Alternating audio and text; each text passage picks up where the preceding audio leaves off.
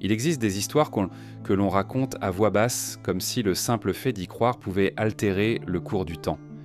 Nous avons appris que la mémoire de l'humanité commence en Mésopotamie, sur les rives du Tigre et de l'Euphrate, dans l'ombre des temples de Sumer. Mais parfois une fissure apparaît dans ce récit familier. Des fragments dispersés, des mythes récurrents, des pierres trop anciennes pour appartenir à l'histoire connue. Ils chuchotent l'existence d'un peuple oublié, peut-être plus ancien que l'idée même de civilisation. Était-ce une race disparue, effacée par les siècles, ou un reflet de nous-mêmes, revenu d'un passé que nous refusons de regarder en face? Dans ce silence, une question persiste. Et si nos origines ne se trouvaient pas là où nous les cherchons? Le commencement est une notion fragile. On l'imagine nette, lumineuse, comme une première pierre posée dans le sable. Mais lorsqu'on s'approche, cette certitude se fissure. Les ruines parlent dans une langue lente, et ce qu'elles disent n'est jamais aussi simple que ce que l'on croyait.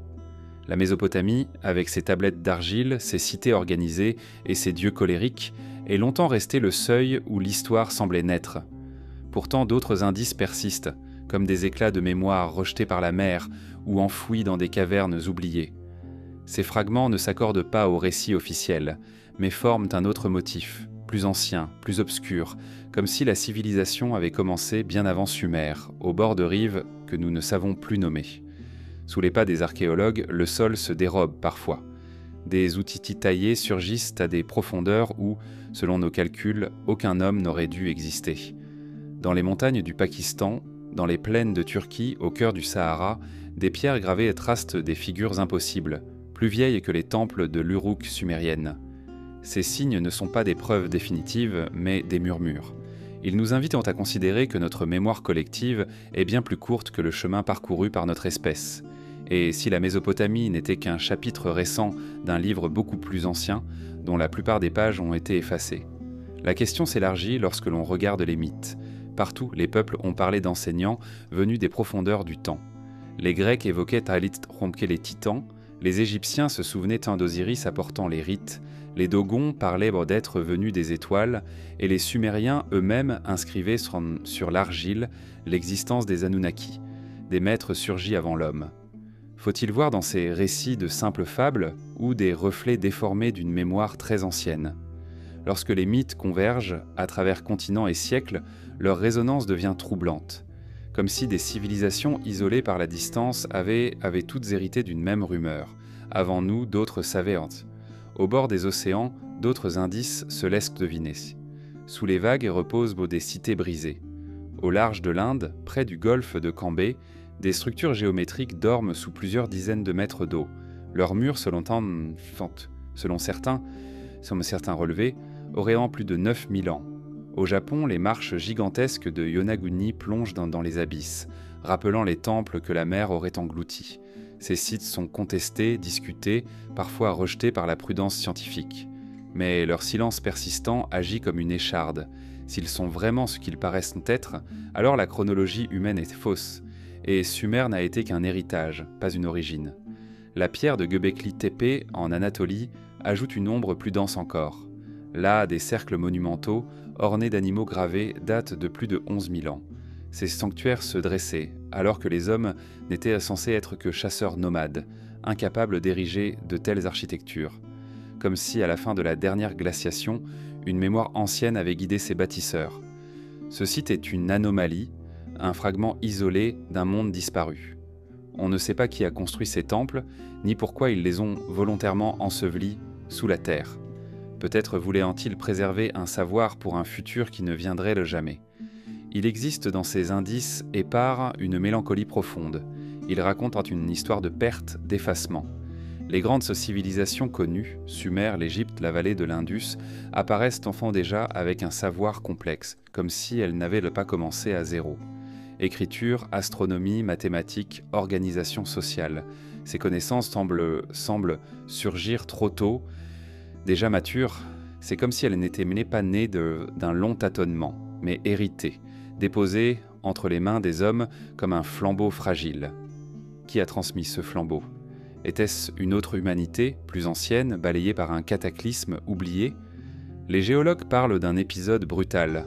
Le Drias récent, il y a environ 12 800 ans, une période de refroidissement subis, accompagnés de bouleversements climatiques et d'extinctions massives.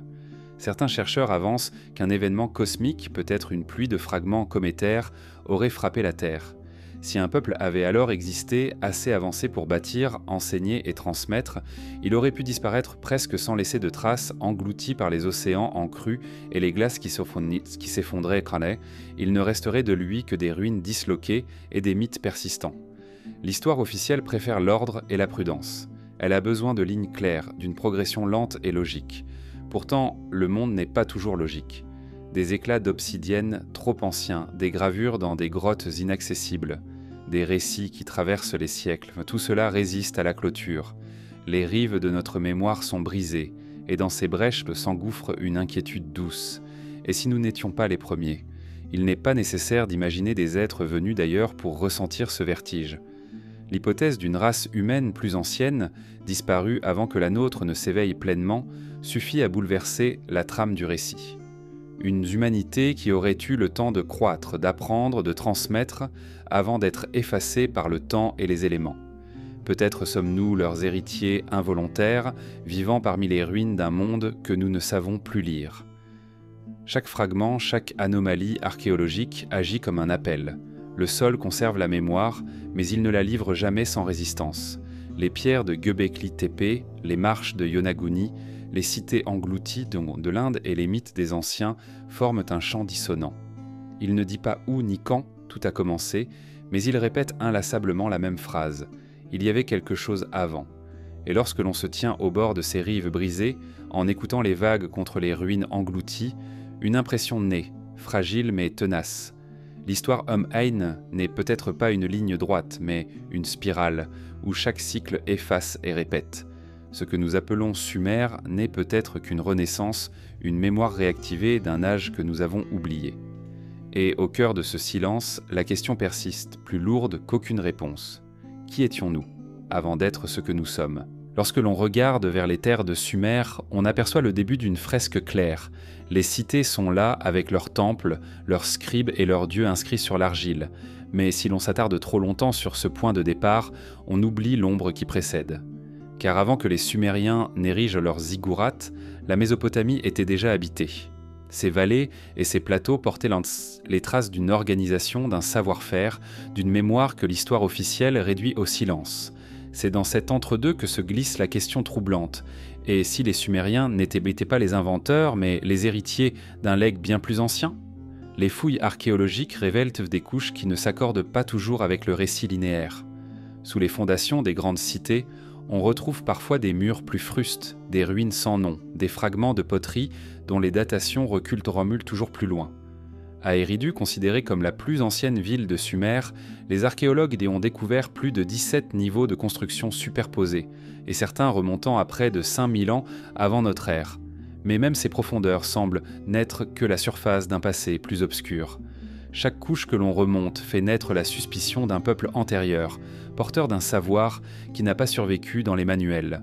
On pourrait croire à une lente évolution naturelle, un enchaînement d'étapes qui mènent des villages debout aux cités-États sumériennes.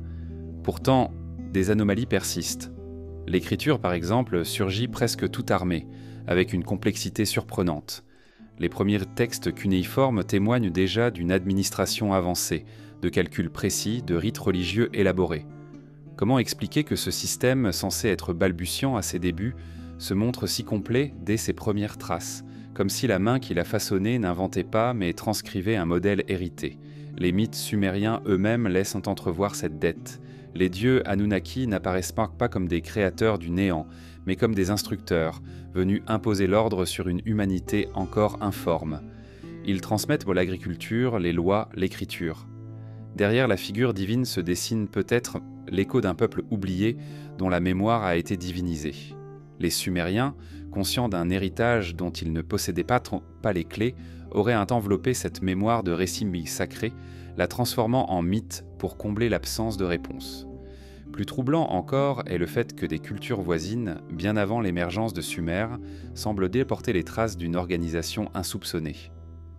Dans la vallée de l'Euphrate, le site de Tel Brak révèle des constructions monumentales datant de 6000 avant notre ère, alors que la civilisation sumérienne n'était encore qu'un futur lointain. Ces centres précurseurs, dotés de temples et de systèmes sociaux complexes, suggèrent d'être que Sumer s'est développé sur un terreau fertile, déjà travaillé par d'autres mains. L'idée d'une rupture radicale, d'un premier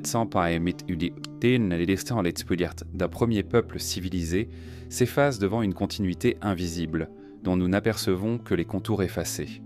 Il est possible que ces peuples antérieurs n'aient pas laissé de texte, ou que leur écriture se soit perdue dans le tumulte des siècles. Mais certains fragments persistent.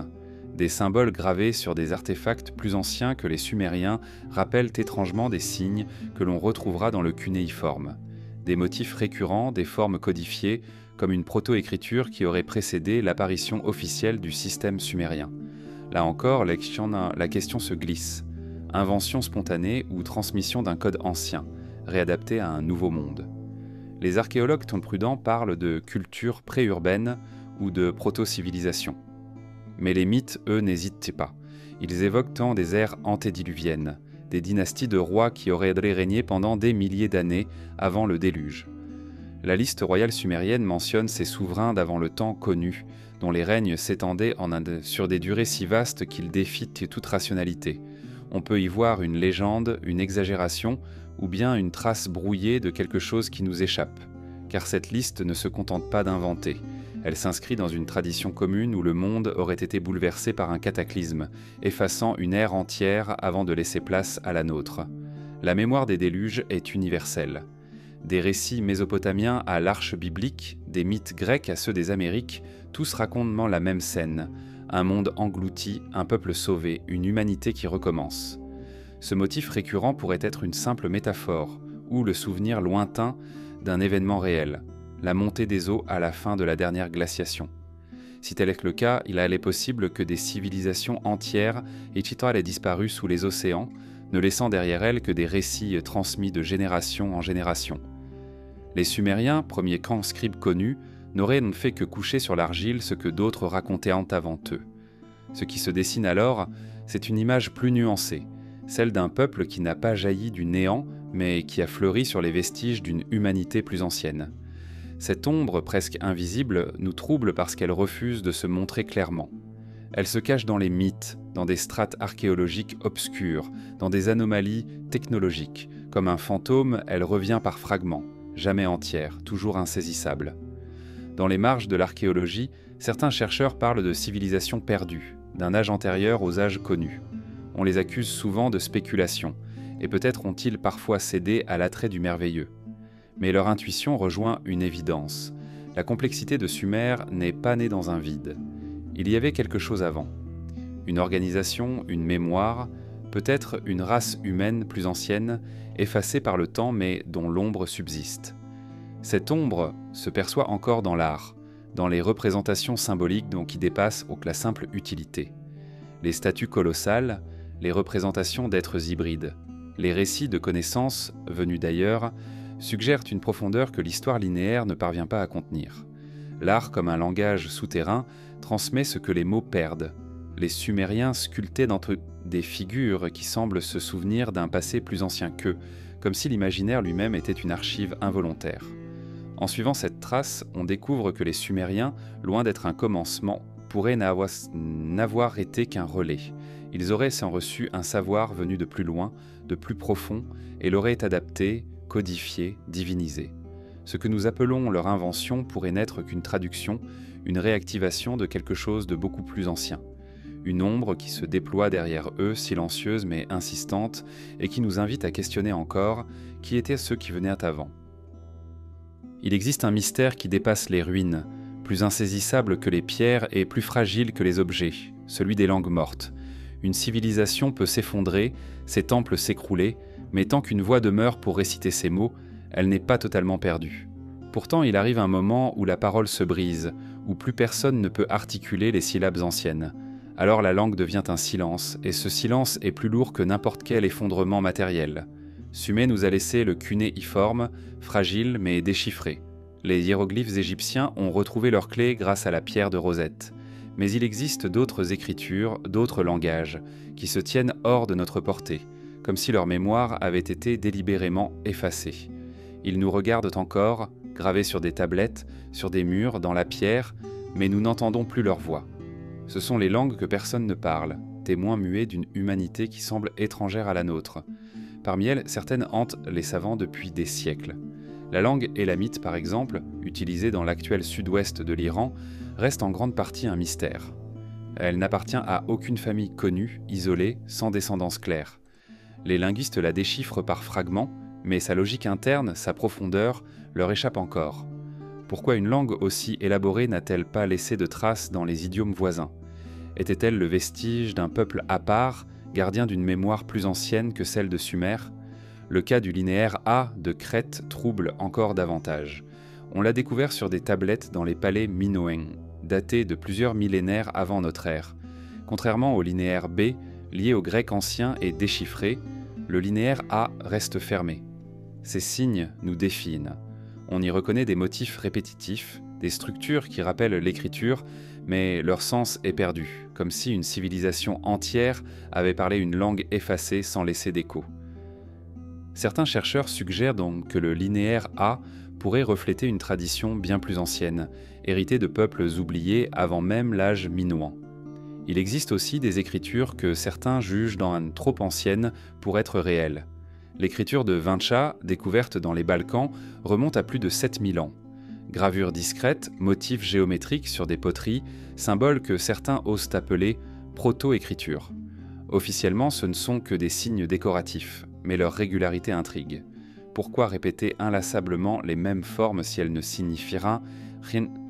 Si ces signes étaient bien une langue, alors l'histoire de l'écriture ne commence pas en Sumer, mais bien avant, au cœur d'une Europe néolithique mystérieuse. Ces langues muettes ne sont pas que des curiosités savantes, elles sont comme des fenêtres ouvertes sur une mémoire qui ne nous reconnaît plus. Elles posent dans la question « Combien de voix ont été englouties avant que la nôtre s'élève ?» Chaque silence linguistique est le vestige d'une civilisation dont nous n'avons plus la clé. Nous lisons leurs signes comme des archéologues qui contemplent une partition sans savoir jouer de musique. Nous voyons la structure, mais nous n'entendons pas la mélodie. Les Sumériens eux-mêmes parlaient une langue isolée, le sumérien, qui ne se rattache à aucune famille connue. Ce détail, souvent relégué au second plan, est en réalité vertigineux. Toutes les grandes langues du monde s'inscrivent dans des familles, indo-européennes, sémitiques, ouraliennes, sino-tibétaines.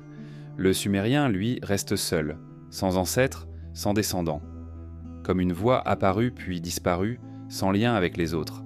D'où venait-elle ? Comment a-t-elle pu surgir avec une telle complexité sans que l'on en retrouve les racines ailleurs ? Était-ce la trace linguistique d'un peuple plus ancien, fondu dans l'ombre, dont Sumer aurait été le dernier reflet audible ? Il y a dans ces langues isolées un parfum d'étrangeté, comme si elles appartenaient à une humanité parallèle, effacée mais pas entièrement disparue. Leurs mots sont gravés dans la pierre, mais sans la clé, ils deviennent des fantômes. Peut-être est-ce cela qui nous trouble le plus, l'idée qu'un savoir, un monde entier peut exister, écrit devant nos yeux, et nous demeurer à jamais inaccessible. La perte d'une langue n'est pas seulement la disparition d'un outil de communication, c'est l'effacement d'une manière de voir le monde. Chaque idiome enferme une logique, une vision, une sensibilité. Les mots façonnent la pensée. Quand une langue meurt, c'est un univers mental qui s'éteint. Alors que dire de ces langues consonantes qui ne sont pas mortes récemment, mais qui ont été englouties il y a des millénaires, sans descendance? C'est comme si des continents entiers de pensée s'étaient effondrés, ne laissant derrière eux que des îles éparses, incompréhensibles. Certains chercheurs avancent comme Semarang que le sumérien, le linéaire A, l'élamite et d'autres idiomes mystérieux pourraient être les héritiers fragmentés d'une seule et même langue mère, issue d'un peuple antédiluvien. Si cette hypothèse est vraie, alors les civilisations historiques ne seraient liées que les héritières partielles d'un langage plus ancien, trop vieux pour avoir laissé des descendants clairs. Ce serait la langue que personne ne parle, car elle n'appartiendrait plus à l'humanité actuelle, mais à une autre, disparue avant que la nôtre ne prenne sa place. Cette hypothèse trouve un écho étrange dans les mythes. Presque toutes les traditions racontent un moment où les hommes parlaient une langue unique avant qu'un événement, souvent divin, ne brise cette unité. La tour de Babel, dans la Bible, n'est qu'une des nombreuses versions de ce mythe universel. Derrière ces récits se cache peut-être le souvenir déformé d'un temps où une civilisation plus ancienne imposait sa langue, avant que sa chute ne disperse les voix en une multitude de dialectes. Le souvenir de cette langue originelle se serait ensuite figé en mythe. Il est possible que nous soyons condamnés à ne jamais entendre cette langue perdue, mais son absence elle-même agit comme une présence. Elle plane comme une ombre sur toutes nos certitudes, car si nous admettons qu'un peuple a pu exister, parler, écrire, organiser son monde et disparaître au point que nous ne comprenons plus ces mots, alors que reste-t-il de notre propre permanence ? Sommes-nous certains que nos langues actuelles, nos savoirs, survivront au siècle ? Ou serons-nous, nous aussi, réduits à des signes, muets, incompris par ceux qui viendront après ? Le mystère des langues perdues nous confronte à notre propre fragilité. Chaque mot que nous prononçons est éphémère. Chaque phrase écrite est une tentative désespérée contre l'oubli. Mais l'oubli finit donc toujours par gagner. Les langues de l'ombre, sumériens isolés, linéaires A, symbole de Vincha, nous rappellent que l'histoire n'est pas seulement faite de pierres et de conquêtes, mais de voix qui se taisent. Et dans ce silence, une certitude étrange s'installe. Avant les Sumériens, avant nos civilisations connues, quelqu'un d'autre parlait. Leur langue existe encore sous nos yeux, mais elle est devenue un secret. Une mémoire qui résiste, obstinée, mais qui se dérobe à notre compréhension. Une langue que personne ne parle, mais qui continue de murmurer que nous ne sommes pas les premiers à écrire l'histoire du monde. Elles se tiennent là, immobiles, silencieuses, comme des énigmes dressées contre le temps. Certaines sont enfouies dans la terre depuis des millénaires, d'autres gisent au fond des mers, d'autres encore s'élèvent en plein désert, solitaires et impassibles. Ce sont des pierres, mais pas des pierres ordinaires. Leur forme, leurs assemblages, leurs dimensions défient ce que nous croyons savoir des hommes qui auraient pu les ériger. Elles sont trop vastes, trop précises, trop anciennes pour entrer dans la chronologie admise. Et parce qu'elles ne devraient pas exister, elles ouvrent une brèche dans notre certitude. Qui les a construites et pourquoi ? Le mystère commence souvent par une anomalie. À Baalbek, au Liban, 3 blocs de pierres colossaux forment la base du temple de Jupiter. On les appelle les trilithons. Chacun mesure plus de 20 mètres de long et pèse près de 1000 tonnes. À ce jour, aucune technologie connue de l'Antiquité ne permet d'expliquer leur transport, ni leur mise en place avec une telle précision. Les Romains ont bâti leur sanctuaire par-dessus, mais qui, avant eux, avait posé ces pierres ? On ne le sait pas.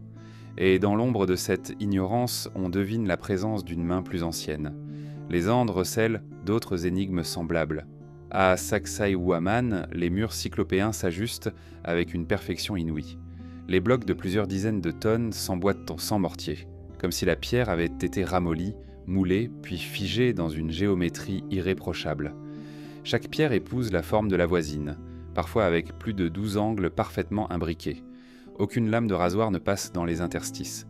Les Incas revendiquaient en ce site, mais les techniques attribuées à leur époque ne suffisent pas à expliquer ces assemblages. Peut-être avaient-ils hérité d'une structure déjà présente, l'ouvrage d'une civilisation plus ancienne dont le souvenir se serait effacé. Göbekli Tepe, en Anatolie, révèle un autre paradoxe. Les piliers en forme de T, hauts de plusieurs mètres, sont ornés de bas-reliefs représentant des animaux. Datés de plus de 11 000 ans, ils précèdent l'agriculture et la métallurgie. Pourtant, leur organisation architecturale et la finesse des gravures témoignent d'un savoir-faire élaboré. Comment, dans un monde de chasseurs-cueilleurs, peut-on expliquer l'érection de tels monuments ? La réponse échappe encore. Il semble que ces pierres soient les vestiges d'un âge oublié où un savoir mystérieux s'était manifesté bien avant ce que nous considérons comme le début de la civilisation. Sous la mer, d'autres pierres reposent, encore plus troublantes.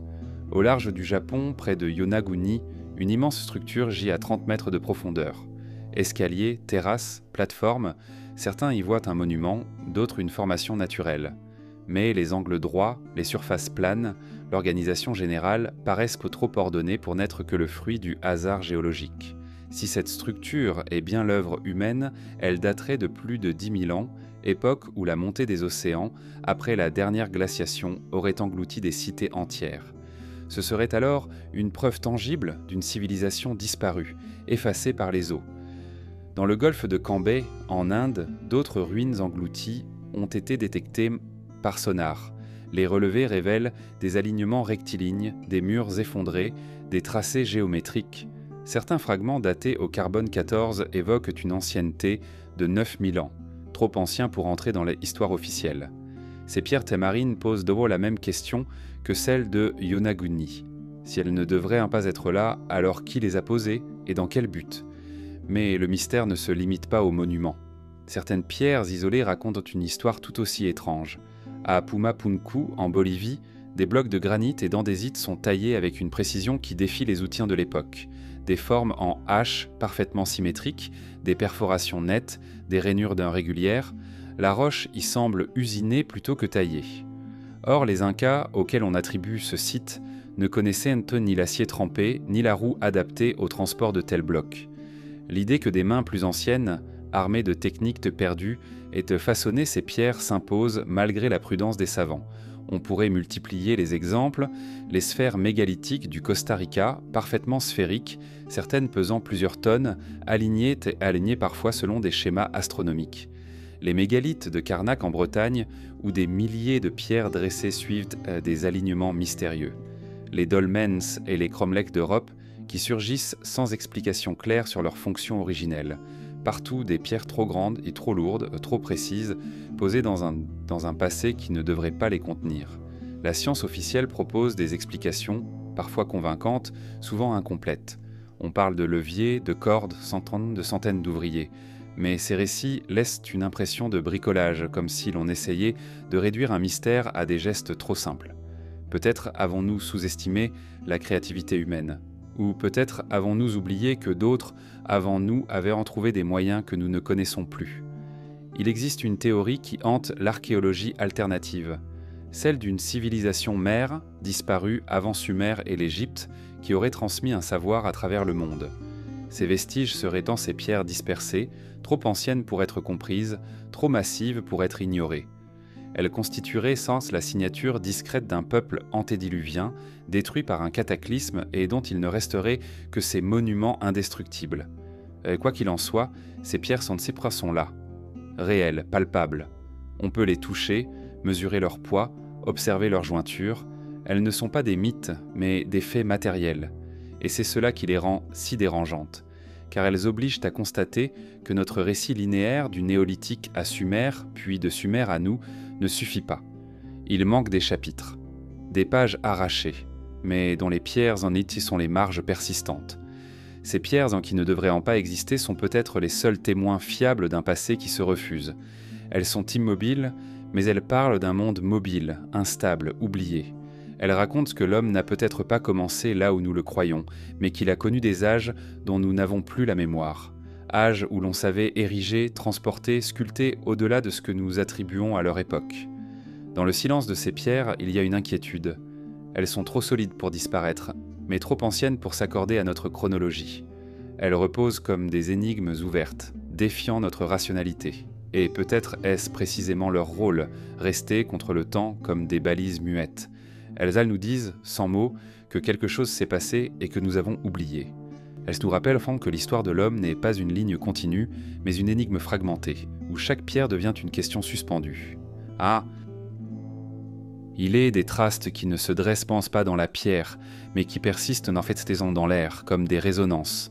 Elles ne sont pas visibles comme les temples ou les ruines, mais elles hantent les textes, les légendes et les gestes transmis à travers le temps. C'est l'écho d'un savoir effacé, le souvenir d'une connaissance qui semble avoir existé avant nous, avant les Sumériens, et qui s'est perdue en laissant derrière lui des fragments épars. On le retrouve dans des énigmes mathématiques, dans l'astronomie primitive, dans les légendes universelles. Cet écho n'est jamais entier. Il est comme un murmure, un chant étouffé dont seules quelques notes nous parviennent encore. Les Sumériens, souvent décrits comme les premiers à avoir inventé l'écriture, la roue ou les lois, paraissent étrangement déjà savants. Leur écriture, dès ses débuts, n'est pas seulement un système rudimentaire de symboles. Elle sert à compter, à enregistrer des transactions complexes, à tracer des calendriers.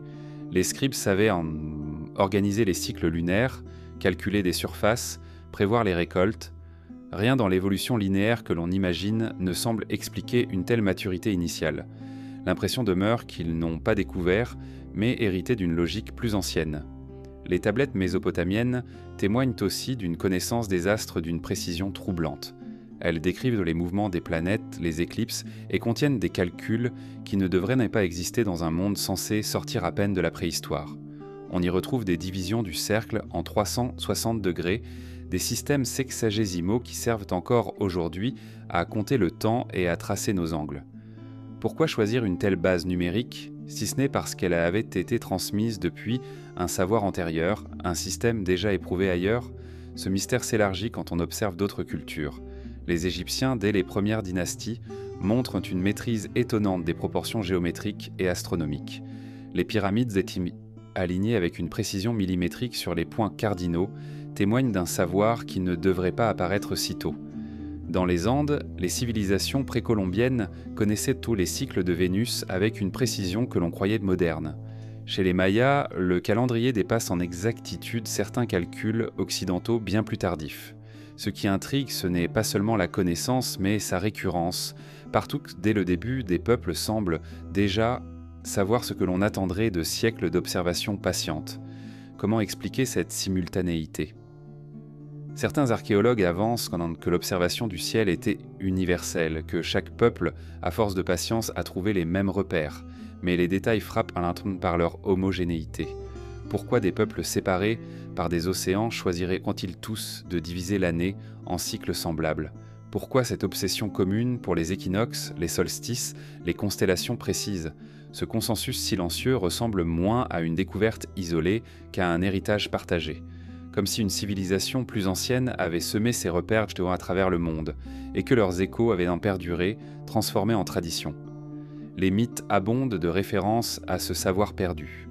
En Grèce, Prométhée vole le feu divin pour le donner aux hommes, métaphore peut-être d'une connaissance arrachée et transmise. En Égypte, Thoth est le dieu qui apporte l'écriture et la mesure du temps. Chez les Dogons du Mali, le savoir astronomique est attribué à des êtres venus de l'étoile Sirius, trop complexe pour être expliqué par de simples observations tribales. Ces récits convergent vers la même idée. L'homme n'a pas inventé seul, il a reçu. Et ce qu'il a reçu, il ne l'a pas toujours compris. Des vestiges matériels renforcent cette impression. Les cartes anciennes, comme celle de Piri Reis au XVIe siècle, semblent contenir des détails géographiques que leurs auteurs ne pouvaient pas connaître. La côte de l'Antarctique y est dessinée sans glace, alors qu'elle est recouverte depuis des millénaires. Certains y voient la copie de cartes plus anciennes, transmises à travers les âges, depuis une époque où des navigateurs inconnus cartographiaient déjà le monde. Si tel était le cas, il existerait un fil invisible reliant les savoirs modernes à une tradition antédiluvienne, perdue mais encore perceptible par éclat. Un autre indice se trouve dans les mathématiques. Des civilisations antiques connaissaient la racine carrée, le nombre pi ou des équations complexes. Ces notions apparaissent tôt, presque sans phase d'expérimentation progressive. À Babylone, des tablettes vieilles de près de 4000 ans exposent des calculs trigonométriques d'une précision étonnante. On les croyait découverts bien plus tard, dans la Grèce classique. Ces savoirs surgissent comme des réminiscences, comme si l'on avait ravivé une mémoire endormie plutôt qu'inventé ex nihilo. L'Inde ancienne recèle aussi ses échos. Les Védas, textes millénaires, contiennent des connaissances astronomiques et médicales d'une grande sophistication. Certains y lisent la description de planètes invisibles à l'œil nu. D'autres y trouvent des systèmes médicaux cohérents, transmis sans explication de leur origine. Le Rig Veda, l'un des plus anciens textes sacrés, parle déjà des cycles cosmiques, des âges du monde, comme si ses auteurs se souvenaient d'une histoire que nous avons perdue. Ces indices déposent une question vertigineuse. Et si le savoir n'était pas une ligne ascendante, mais une vague ? Peut-être qu'une civilisation plus ancienne avait accumulé une science que nous avons oubliée et que nos ancêtres ont reçu seulement des fragments épars, sans en comprendre toute la portée. Comme un manuscrit brûlé dont il resterait des pages isolées, nous possédons des morceaux de cette connaissance, mais pas l'ensemble. Ce qui est assez frappant, c'est la fragilité de la transmission. Un savoir peut se perdre en une génération, s'effacer dans un exil, disparaître avec une bibliothèque incendiée. Combien de fois l'histoire a-t-elle effacé ce que les siècles avaient mis à construire ? Alexandrie, avec ses milliers de rouleaux consumés par les flammes, n'est qu'un exemple parmi d'autres. Derrière chaque perte se cache la possibilité d'un monde que nous ne connaîtrons jamais. Peut-être que le savoir effacé dont nous percevons l'écho n'était pas seulement scientifique mais aussi spirituel. Beaucoup de ces traditions anciennes insistent sur un lien entre le ciel et la terre, entre l'homme et le cosmos. Le savoir ancien n'était pas cloisonné comme le nôtre, divisé entre science exacte et croyance. il était global, circulaire, englobant à la fois la technique et le sacré. C'est cette totalité que nous avons perdue en ne gardant que des fragments arithmétiques ou astronomiques. Mais le cœur, lui, est resté silencieux. Alors l'écho que nous entendons aujourd'hui n'est peut-être pas seulement une réminiscence d'un savoir technique disparu. C'est aussi un rappel d'une vision du monde plus vaste, où l'homme ne se percevait pas séparé du cosmos, mais partie intégrante d'un tout. En perdant ce savoir, nous avons peut-être perdu aussi une forme d'harmonie, un équilibre ancien que nous ne faisons plus que deviner. L'écho d'un savoir effacé résonne à travers les siècles comme une mélodie dont nous aurions oublié les paroles. Nous reconnaissons la musique, nous percevons ses motifs, mais nous ne savons plus chanter. Et peut-être que cet oubli est volontaire, imposé par le temps, par des cataclysmes ou par notre propre incapacité à préserver ce qui nous était confié. Quoi qu'il en soit, il persiste fragile mais tenace, et il continue de nous rappeler que nous ne sommes pas les premiers à avoir regardé les étoiles, ni à avoir pensé que le monde se mesurait avec une rigueur que nous croyons moderne. Il existe des récits qui parlent d'être venus d'ailleurs, non pas des étoiles, mais d'un ailleurs plus subtil. Un passé enfoui, une humanité plus ancienne, ou peut-être une race dont nous ne savons plus le nom. Ces voyageurs, selon les mythes et les fragments de tradition, auraient précédé l'homme tel que nous le connaissons.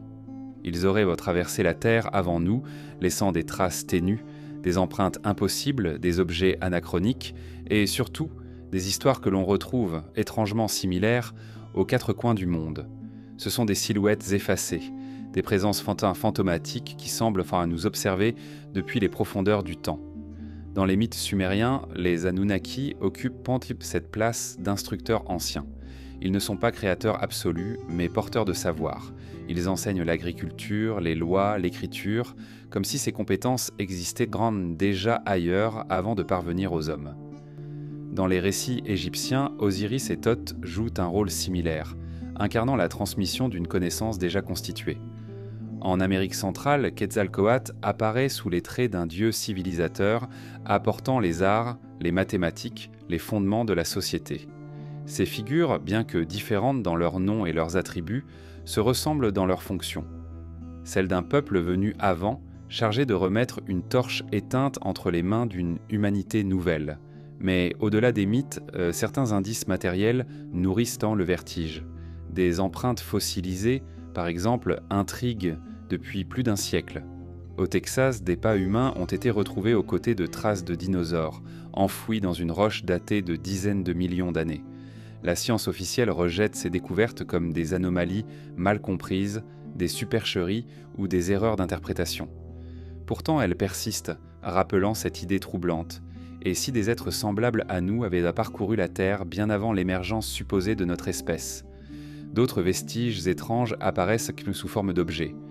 On parle d'artefacts anachroniques, découverts parfois au cœur de couches géologiques trop anciennes. Des sphères métalliques parfaitement sphériques, extraites de mines sud-africaines vieilles de plusieurs milliards d'années. Des clous et des marteaux fossilisés dans des pierres censées précéder l'humanité. Officiellement, ils n'ont pas leur place, et pourtant ils existent. Objets bannis des musées, relégués dans l'ombre comme si leur simple présence menaçait la cohérence du récit. Ces objets interdits semblent chuchoter que des voyageurs différents de nous ont foulé ce sol avant que nous y soyons admis. Dans les traditions orales de nombreux peuples, ces voyageurs sont parfois décrits comme des géants, parfois comme des sages, parfois comme des étrangers venus du ciel. Les aborigènes d'Australie racontent le temps du rêve, où des êtres puissants ont façonné la terre et enseigné aux hommes comment la respecter. Les peuples nordiques parlaient un tas de races de géants qui régnaient avant les dieux d'Asgard. En Amérique du Sud, les légendes parlent d'êtres barbus venus de la mer, longtemps avant l'arrivée des Européens, apportant outils et rites. Ces récits ne sont pas identiques, mais ils forment un cœur où revient la même idée. Nous avons reçu quelque chose d'autrui, d'antérieur, et cet autrui n'était pas nous. Il était possible de considérer ces voyageurs comme des métaphores, des personnifications de forces naturelles, des mythes forgés pour expliquer l'inexplicable. Mais une autre lecture s'impose parfois. Et si ces récits, transmis à travers des millénaires, contenaient la mémoire déformée d'un peuple bien réel, un peuple oublié, disparu dans les cataclysmes de la fin de la dernière glaciation, mais dont les rencontres avec des humains plus primitifs auraient marqué la mémoire collective. La question des voyages eux-mêmes alimente ce mystère. Comment des peuples séparés par des océans ont-ils pu partager des symboles similaires? Pourquoi retrouve-t-on des pyramides en Égypte, en Mésopotamie, en Amérique centrale, en Chine, toujours liées à la même obsession du ciel et des étoiles? Était-ce le fruit d'une convergence naturelle ou bien le signe que des voyageurs, porteurs d'un savoir commun, avaient traversé mer et continent bien avant nous? Les courants marins, les étoiles comme guides, peut-être des embarcations disparues, tout cela aurait pu permettre des contacts que nous croyons impossibles pour l'époque. Ce qui renforce l'hypothèse, ce sont ces résonances astronomiques universelles. Partout où les anciens semblent obsédés par Sirius Orion, les Pléiades. Partout, ils orientent pour leurs monuments vers les solstices, les équinoxes. Ce savoir pourrait être né de l'observation locale, mais son universalité intrigue. C'est comme si un même peuple voyageur avait semé ce savoir à travers la planète avant de s'effacer. Certains chercheurs parlent d'un peuple marin oublié, une civilisation atlante selon le mot de Platon, ou d'autres encore, engloutis lors de la montée brutale des océans. Leurs navires auraient dit parcouru le monde, établissant des contacts avec des tribus locales, laissant des savoirs, des mythes et quelques monuments inachevés. Puis, avec la disparition de leurs centres principaux, il n'aurait subsisté que des échos, amplifiés par l'imaginaire des peuples qui en avaient été témoins. L'idée de voyageurs venus avant l'homme tel que nous le connaissons suscite aussi une autre hypothèse. Et si ces êtres n'étaient pas exactement humains? Peut-être appartenaient-ils à une branche disparue de notre espèce, un rameau oublié de l'arbre de l'humanité? Nous savons aujourd'hui que nous ne sommes pas seuls. Néandertaliens, Denisoviens, Homo floresiensis et d'autres ont coexisté avec nous. Peut-être qu'avant même l'humanité moderne, une espèce cousine avait atteint un degré de savoir qui s'est perdu avec elle. Ce serait alors leur mémoire, transmise indirectement, qui serait devenue le socle de nos premiers pas vers la civilisation. Ce qui demeure certain, c'est la persistance de l'idée. Elle traverse les mythes, les artefacts, les ruines et même nos rêves modernes. Elle dit qu'avant nous, d'autres sont venus. Ces voyageurs n'ont pas laissé de chronique claire, mais leur passage semble avoir imprimé la mémoire humaine. Nous les appelons dieux, géants, instructeurs, étrangers, mais derrière ces noms se devine la même silhouette, celle d'un peuple antérieur, porteur de savoir, disparu dans un silence que nous ne savons pas briser. Et dans ce silence, nous percevons encore l'étrange impression d'une absence pleine, comme si, quelque part, une part de nous se souvenait encore de ces rencontres, sans pouvoir les expliquer. Comme si ces voyageurs n'étaient pas seulement des personnages de mythes, mais des ancêtres effacés, dont la trace coule toujours dans notre mémoire profonde. Ils seraient alors la preuve que nous ne sommes pas les premiers, que notre histoire n'est qu'une suite, et que derrière nous s'étend une lignée invisible d'êtres qui ont foulé la terre avant nous, puis se sont effacés, laissant seulement des murmures derrière leurs pas. Sous la surface des océans, il existe un autre monde, vaste et silencieux. Les eaux, en se refermant, ont figé des paysages engloutis, montagnes, vallées, parfois même ce qui ressemble à des cités. L'océan est devenu le gardien des ruines, qu'il cache et l'homme n'y accède qu'à travers des éclairs fugaces, une plongée, un sonar, des images floues où se dessinent des formes impossibles. Ces formes sont parfois des illusions géologiques, mais d'autres semblent trop régulières, trop alignées, pour n'être que le fruit du hasard. Elles suggèrent que sous les vagues dorment des villes oubliées, englouties par la montée brutale des mers à la fin de la dernière glaciation. La terre que nous habitons aujourd'hui n'était pas la même il y a 12 000 ans. D'immenses étendues qui sont aujourd'hui sous l'eau étaient autrefois des plaines fertiles. Les côtes s'étendaient, bien plus loin, les continents semblaient alors plus vastes. Quand les glaces ont fondu, les océans se sont élevés de plus de 100 mètres, avalant des villages, des routes, des terres cultivées. Si une civilisation existait alors, ces cités auraient disparu sous les flots, effacées en quelques siècles seulement. De ce bouleversement naquirent peut-être les grands mythes universels du déluge, ces récits qui racontent tous la même histoire, un monde submergé, un savoir englouti, une humanité contrainte de recommencer ailleurs. Parmi les découvertes les plus troublantes, il y a celle du golfe de Cambay, en Inde. En 2001, des relevés sonars révélèrent des structures géométriques à près de 40 mètres de profondeur. Les images montraient entre ce qui ressemblait à des rues, des murs, des fondations disposées en quadrillage. Des objets remontés à la surface furent datés de près de 9000 ans, soit plusieurs millénaires avant Sumer. Si ces datations sont correctes, il s'agirait d'une ville plus ancienne que toutes celles connues, effacées par la montée des eaux. Officiellement, ces ruines restent controversées, certains y voyant des formations naturelles. Mais l'écho demeure. Et si l'histoire humaine avait commencé bien avant, sur ces terres aujourd'hui englouties? Le Japon, lui aussi, cache une énigme. Au large de l'île de Yonaguni, des plongeurs découvrirent en 1986 une structure monumentale immergée à 25 mètres de profondeur. Des terrasses, des escaliers, des plateformes taillées dans la roche, alignées selon une géométrie stricte. Certains géologues affirment qu'il s'agit d'une formation naturelle, sculptée par les courants. Mais d'autres y voient les restes d'un édifice bâti par la main de l'homme avant que les mers ne l'engloutissent, il y a plus de 10 000 ans.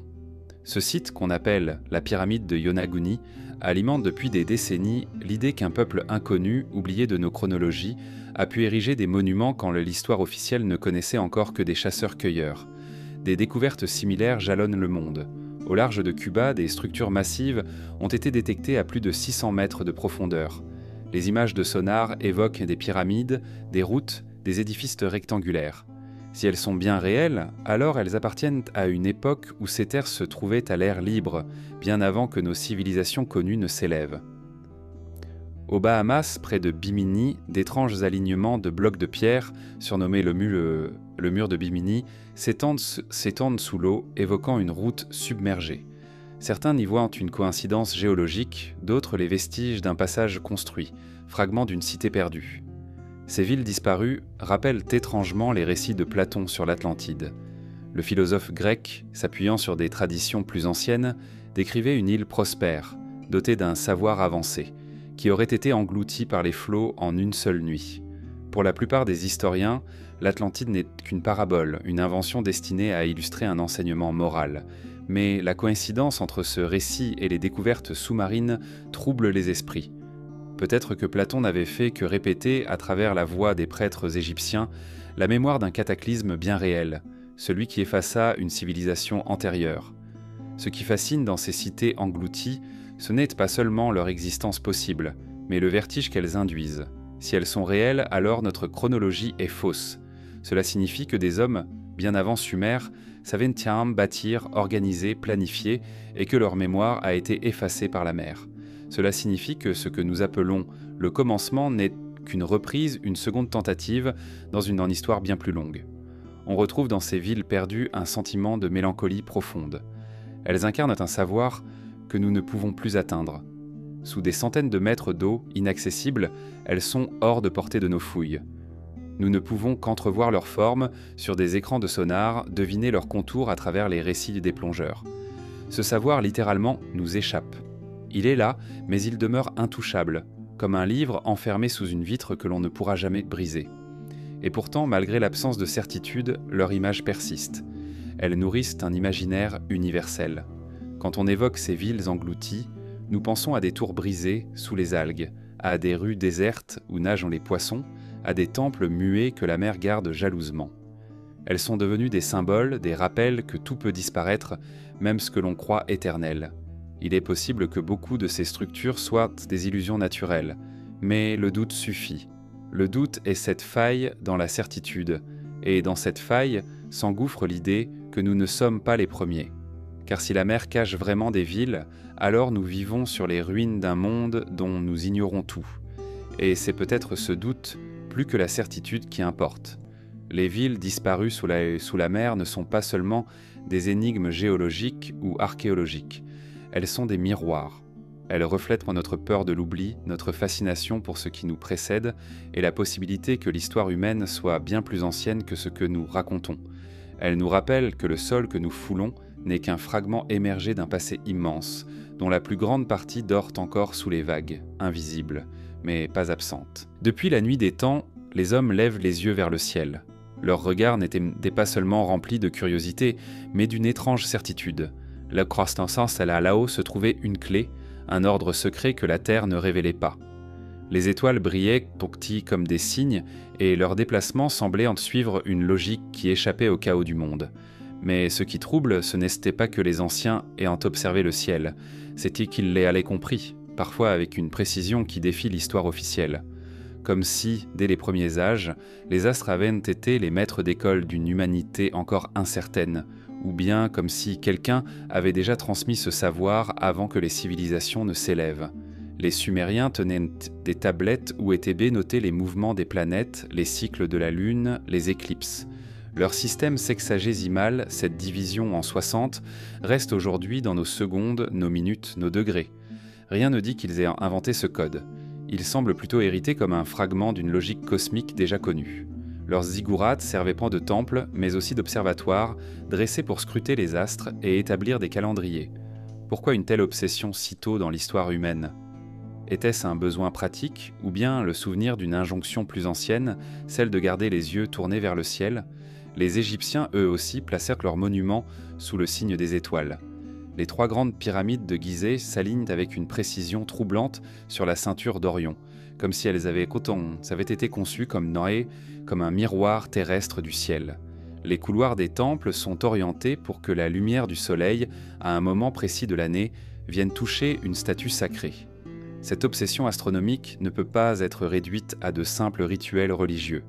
Elle suggère une connaissance fine des cycles cosmiques, une volonté de se synchroniser avec les rythmes de l'univers. Plus à l'est, en Inde, les Védas témoignent d'un savoir ancien des mouvements célestes. Les textes parlent de cycles cosmiques si longs qu'ils dépassent notre imagination. Des yugas, âges immenses qui mesurent la naissance et la mort des mondes. Ce n'est pas seulement de la mythologie, mais une conception cyclique du temps inspirée par l'observation des astres. Comment des peuples si anciens pouvaient-ils concevoir des durées si colossales à l'échelle des précessions astronomiques ? Peut-être que ces notions ne sont pas nées de leurs propres observations, mais d'un legs plus ancien, transmis à travers des générations qui ne faisaient que répéter une vérité entendue ailleurs. Les Mayas, eux, ont laissé des calendriers d'une exactitude vertigineuse. Leur calcul de l'année solaire était plus précis que celui des Européens jusqu'à la Renaissance. Ils connaissaient tant les cycles de Vénus qu'ils suivaient avec une obsession rituelle. Leur calendrier ne se limitait pas à mesurer le temps, il l'enveloppait dans une cosmogonie, une lecture sacrée de l'univers. Cette précision, surgissant si tôt, intrigue encore. Comment des peuples sans télescope pouvaient-ils établir des relevés d'une telle justesse ? Les hypothèses officielles parlent de siècles d'observations accumulées. Mais une autre hypothèse demeure en filigrane. Et si ce savoir avait été hérité d'un monde plus ancien, effacé mais encore présent dans les fragments transmis, les peuples andins dans la cité de Tiwanaku orientaient leur temple de manière à suivre les solstices. À Machu Picchu, des pierres taillées indiquent les équinoxes avec une précision qui révèle une connaissance intime du ciel. Les Incas considéraient le soleil et les étoiles comme des guides, non seulement pour l'agriculture, mais pour organiser le rythme de leur société. Là encore, il semble qu'ils aient reçu ce savoir comme une tradition, plutôt qu'ils ne l'aient inventé seuls. Partout, la même éposse et la même énigme se répètent. Les Polynésiens traversaient d'immenses limines étendues, océaniques, en s'aidant des étoiles, maîtrisant une navigation que l'on croyait impossible sans instruments modernes. Les peuples d'Afrique, comme les Dogons, connaissaient en Sirius et ses étoiles compagnes, invisibles à l'œil nu. Les Grecs, bien plus tard, héritèrent de cette fascination et en firent une science. Mais le socle de ce savoir paraît plus ancien, déjà formé, transmis d'un âge qui précède les civilisations écrites. Le ciel semble avoir été le premier manuel des hommes, mais ce manuel était peut-être déjà annoté avant nous. Car ce qui frappe, ce n'est pas que chaque culture est observée, mais que toute est héritée d'un langage commun. Orion, Sirius, les Pléiades, les solstices. Comme si, avant la dispersion des peuples, une humanité plus ancienne avait déjà transmis ses repères en laissant le ciel comme une carte immuable, indestructible, un livre gravé que même le temps ne peut effacer. Il est possible que ce legs soit né d'une nécessité. Si une civilisation avait anticipé sa propre fin, elle aurait pu inscrire ses savoirs non pas dans des bibliothèques fragiles, mais dans le ciel lui-même, à travers des monuments alignés, des traditions orales, des mythes universels. Les étoiles seraient devenues leur testament, leur héritage indestructible. Ainsi, en scrutant le ciel, les générations suivantes retrouveraient toujours une trace de leur mémoire. Cette hypothèse donne un sens nouveau au mythe. Quand les anciens parlent de dieux venus des étoiles, il ne s'agit peut-être pas d'êtres célestes, mais d'hommes plus anciens, porteurs d'un savoir astral. Ils seraient devenus, dans la mémoire déformée des peuples, des divinités parce que leur science semblait inhumaine. Ils auraient transmis un code, une grammaire des astres, que nous retrouvons encore dans les orientations des temples, dans les mythes des constellations, dans les calculs des calendriers. Le ciel, par sa permanence, est devenu le pont entre ces âges. Les océans se sont élevés, les villes ont disparu, les langues se sont éteintes, mais les étoiles, elles, sont restées. Ce qui était vu par une civilisation perdue il y a 12 000 ans, nous le voyons encore. Peut-être est-ce la seule chose que nous partageons réellement avec eux, cette vision du ciel nocturne, ce théâtre silencieux où les constellations se déplacent. Et dans ce partage, il y a l'écho d'une leçon. Nous ne sommes pas les premiers élèves. Nous sommes les héritiers d'une classe bien plus ancienne, instruite par les mêmes maîtres d'école, les astres. Dans le silence des nuits claires, on peut imaginer ces hommes disparus, debout comme nous sous les étoiles, lisant déjà ce que nous croyons avoir découvert. Leur savoir s'est effacé, leurs cités se sont englouties, leurs langues se sont tues.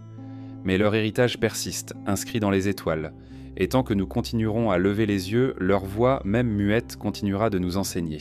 Il existe dans la mémoire des anciens peuples une constante troublante. Leurs dieux n'étaient pas des entités abstraites, invisibles et inaccessibles, mais des figures proches, presque tangibles. Ils avaient maintenant des corps, des gestes, des passions humaines. Ils régnaient, enseignaient, se mettèrent en colère, aimaient et punissaient. Dans les récits sumériens, égyptiens, grecs ou amérindiens, ces divinités descendaient parmi les hommes, habitaient en leur ville, mangeaient sans leur nourriture. Le divin n'était pas lointain, mais incarné. Et cette incarnation pose une question lancinante.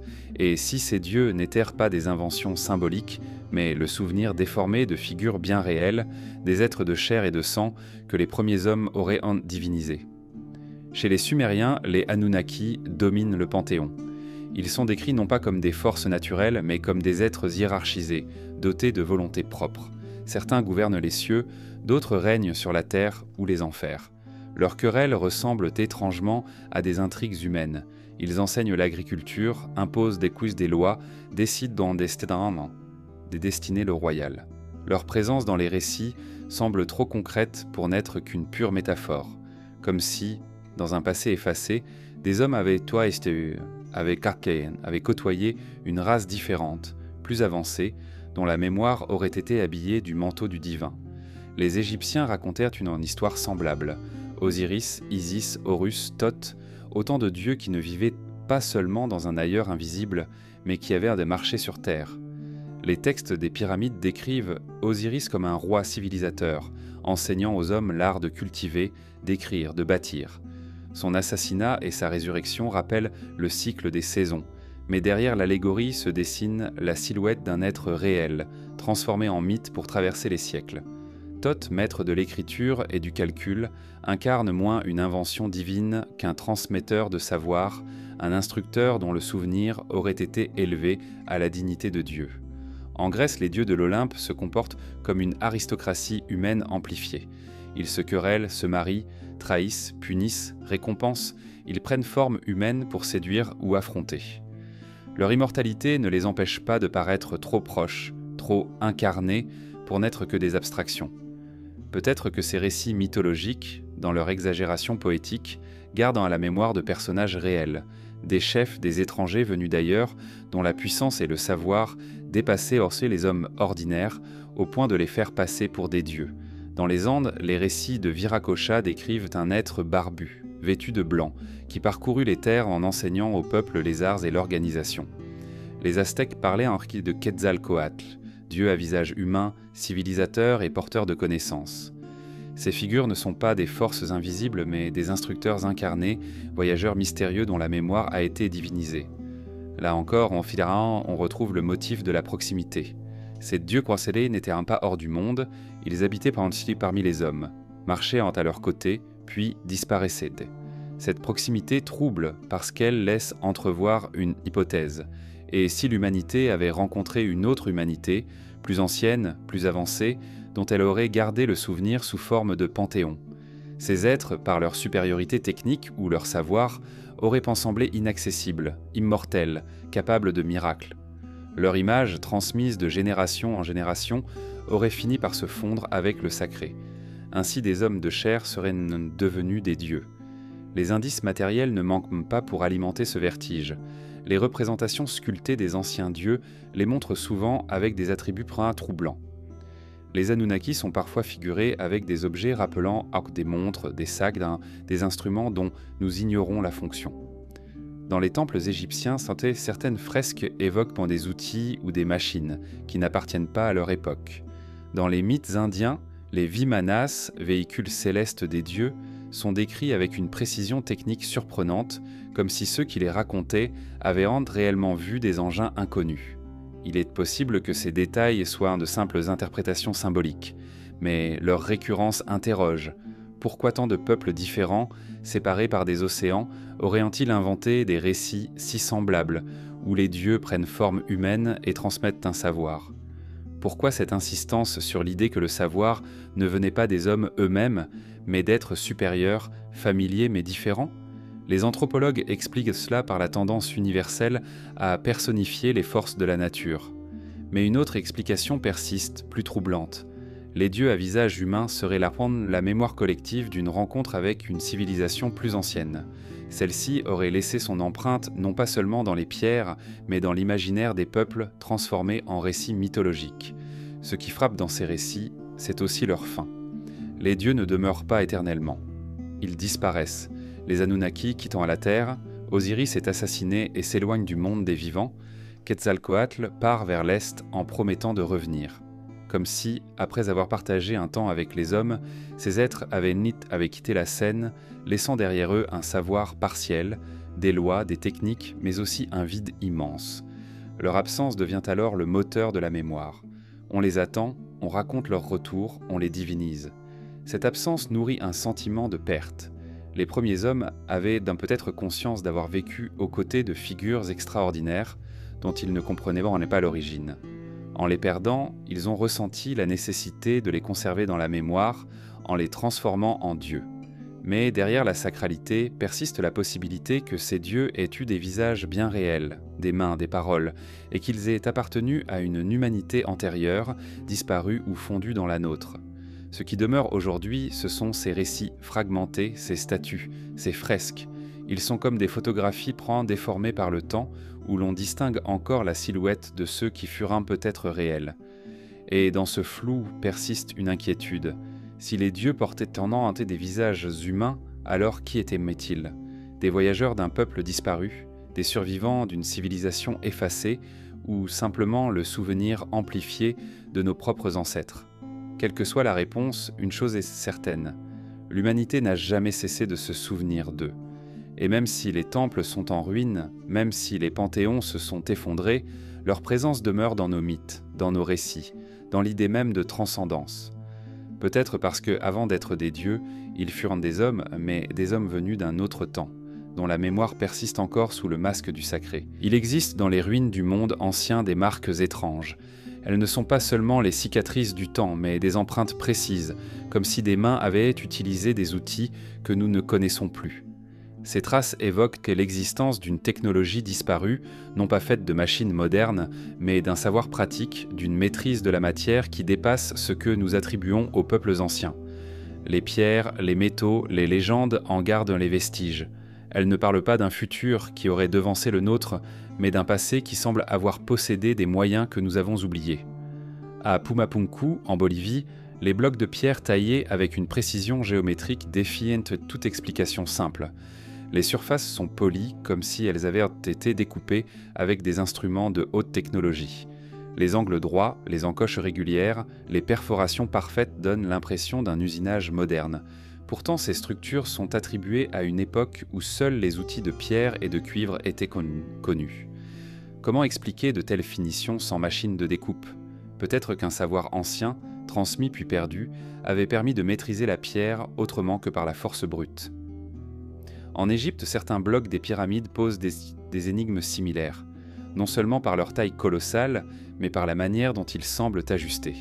Des traces d'usinage circulaire ont été relevées sur certains monuments, évoquant l'usage de forêts capables de pénétrer le granit comme si c'était du bois. Or, les outils officiels de l'époque n'étaient pas adaptés à de telles prouesses. On a retrouvé des fragments de tubes en cuivre qui auraient servi de mèche, mais la dureté du granit ne peut être vaincue par de simples alliages mous. Était-ce la preuve d'un procédé disparu, d'une technique que nous ne savons plus reproduire, à Sacsayhuaman, au Pérou, les blocs cyclopéens ajustés à la perfection laissent aussi deviner l'usage d'une méthode que nous ignorons. Certains chercheurs suggèrent dans l'hypothèse de Pierre Ramolli par un procédé chimique presque moulé comme une pâte avant d'être durci. Sans les traditions locales évoquent d'ailleurs des liquides qui faisaient fondre la pierre.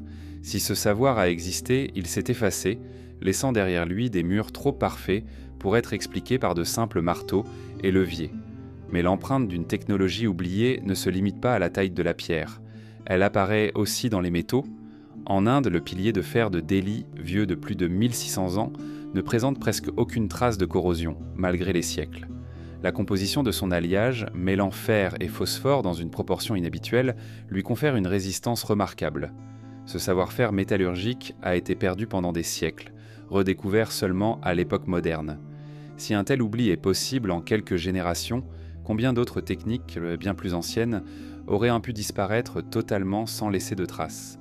Dans certaines grottes d'Afrique et du Moyen-Orient, on a retrouvé des peintures qui évoquent d'enfants des formes étranges, parfois interprétées comme des outils ou des machines.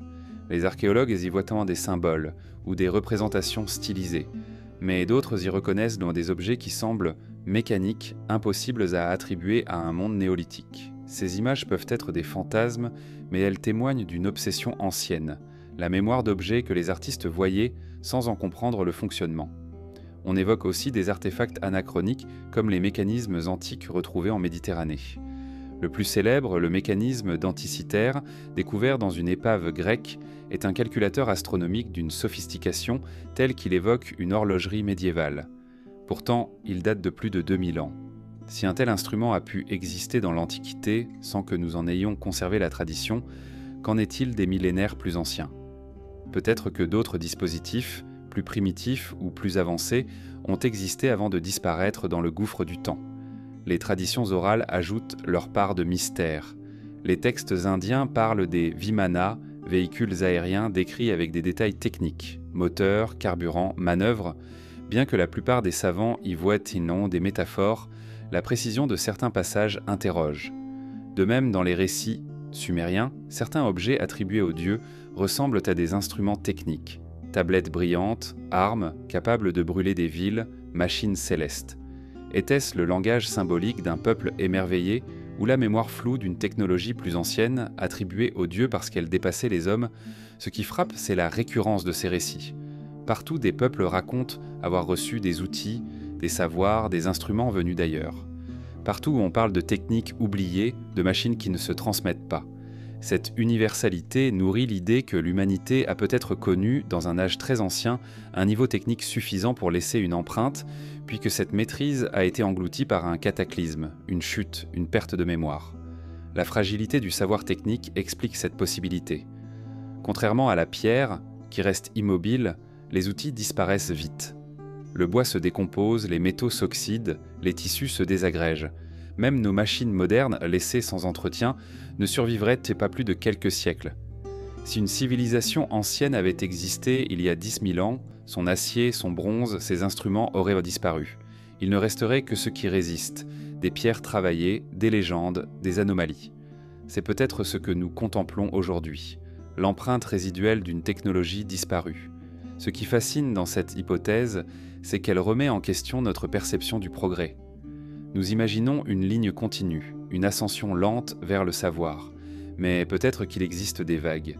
Des civilisations montent, inventent, maîtrisent, puis s'effondrent. Leurs techniques s'effacent, et le monde recommence comme si de rien n'était. Ce que nous appelons progrès pourrait être une succession de renaissances, où chaque âge réinvente une partie de ce qui avait déjà été connu. Dans ce vertige, une question persiste. Et si nos propres outils, nos machines, nos ordinateurs n'étaient en un qu'un reflet lointain, une réactivation inconsciente d'idées déjà explorées par des peuples oubliés, l'empreinte de leur savoir pourrait subsister dans nos mythes, dans nos intuitions, dans ces anomalies archéologiques qui refusent de s'expliquer. Les pierres taillées comme des blocs usinés, les métaux inoxydables, les machines antiques, les récits de véhicules célestes forment un faisceau troublant. Rien n'est totalement clair, rien n'est définitif. Mais ensemble, ces fragments suggèrent une mémoire enfouie, une technologie oubliée qui nous échappe. Elle est là comme une ombre portée sur nos propres avancées, rappelant que nous ne sommes peut-être pas les premiers à avoir cherché à dompter la matière, ni les seuls à avoir rêvé d'outils capables de défier le temps. Ils se racontent autour des feux, dans les temples, sur les places, transmis par la voix des anciens aux enfants. Les mythes, longtemps considérés comme de simples fables, recèlent pourtant une profondeur qui dépasse le divertissement ou la morale. Ils sont des récits de stratifiés, où se superposent les croyances, les peurs, les souvenirs. Derrière les monstres et les dieux, derrière les récits de déluge et de renaissance, il y a peut-être autre chose, une mémoire fossile. Comme les ossements figés dans la pierre, ces histoires auraient emprisonné des fragments d'événements réels, transformés par le temps, mais toujours présents. Le mythe du déluge en est l'exemple le plus frappant. De la Mésopotamie à la Bible, de l'Inde aux Andes, partout l'humanité se souvient d'un monde englouti par les eaux. Les tablettes sumériennes racontent l'histoire d'Utanapishtim, sauvé par un navire géant construit sur l'ordre des dieux. Les Grecs évoquent Deucalion et Pyrrha, survivants d'un cataclysme qui noya l'humanité. Les textes hindous relatent le sauvetage de Manu, guidé par un poisson divin. Les Amérindiens parlent de terres submergées, de montagnes devenues refuges. Ce n'est plus un hasard, mais un motif universel, un souvenir partagé d'une montée brutale des eaux, sans doute celle qui suivit la fin de la dernière glaciation. Ces récits fossiles n'étaient pas des chroniques, mais des transmissions codées. Les peuples les transformaient en histoires sacrées pour qu'elles traversent les siècles. En racontant la colère des dieux, ils gardaient en mémoire la violence de la nature. En décrivant des héros sauvés sur des embarcations, ils préservaient le souvenir de communautés rescapées. Ce qui nous semble aujourd'hui de la légende pourrait avoir été pour eux un moyen de ne pas oublier un traumatisme collectif. Mais les mythes ne parlent pas seulement d'eau, ils parlent aussi de feu venu du ciel. Partout, on trouve des récits d'étoiles tombées, de serpents flamboyants, de chariots ardents traversant la nuit. Les traditions amérindiennes évoquent des éclairs destructeurs venus du firmament. En Inde, les textes védiques décrivent des armes célestes capables de brûler des cités entières, comme des éclats d'étoiles maniés par des dieux. Ces récits, souvent jugés symboliques, pourraient être les reflets fossilisés d'événements cosmiques réels, chutes de météorites, explosions dans l'atmosphère, cataclysmes célestes observés par des hommes terrifiés. Les mythes des civilisations antiques les sont aussi peuplés de géants. Les Grecs parlaient des titans, les Hébreux des Néphilim, les Celtes des Faumoirs. Partout, une race d'êtres colossaux aurait précédé ou accompagné l'homme. Officiellement, ce ne sont que des symboles de force naturelle ou des exagérations poétiques. Mais certains fossiles d'animaux préhistoriques, interprétés par les anciens comme les ossements de géants, ont pu nourrir ces récits. Peut-être aussi qu'ils gardent la trace d'une mémoire plus trouble, celle d'un peuple différent, d'une humanité disparue dont la stature impressionnante aurait marqué les esprits. Les mythes regorgent également de récits de civilisateurs venus d'ailleurs. Osiris en Égypte, Quetzalcoatl au Mexique, Viracocha dans les Andes, Prométhée en Grèce, tous apportent des savoirs interdits, enseignent les arts, la culture des chants, les lois. Ces figures pourraient être des inventions pour expliquer l'apparition soudaine de techniques complexes. Mais elles pourraient aussi être la mémoire fossile d'un contact réel, avec des voyageurs inconnus ou avec les survivants d'une civilisation antérieure, disparue mais encore capable de transmettre quelques bribes de son savoir. Il est frappant de constater que ces récits, transmis par la parole, ont survécu parfois des millénaires avant d'être fixés par l'écriture. Leur persistance témoigne de leur importance. Ils étaient répétés parce qu'ils portaient un message vital, se souvenir pour ne pas répéter, transmettre pour que les descendants sachent nain. De génération en génération, les détails se sont déformés. Les personnages sont devenus des dieux ou des monstres, mais le noyau de vérité est resté intact, comme une empreinte fossile dans la roche. Ce processus se retrouve aussi dans les contes plus locaux.